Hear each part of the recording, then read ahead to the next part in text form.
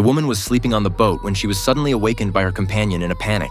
She didn't know what was happening. As she sat up and looked around, she realized their wooden raft was about to be swept into a canyon with turbulent currents. This terrified the man. He quickly stood up, grabbed the oar, and started rowing towards the shore.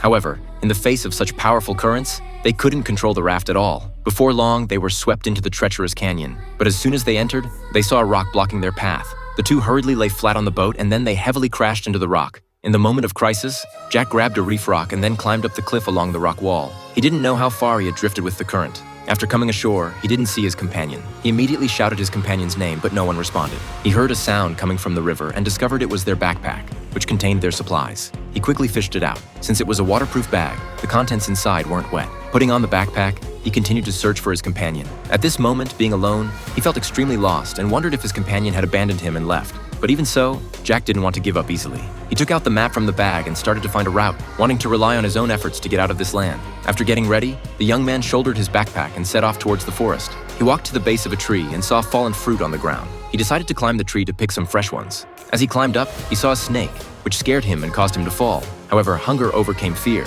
He climbed the tree again, grabbed the snake, and threw it to the ground, smashing its head with a rock.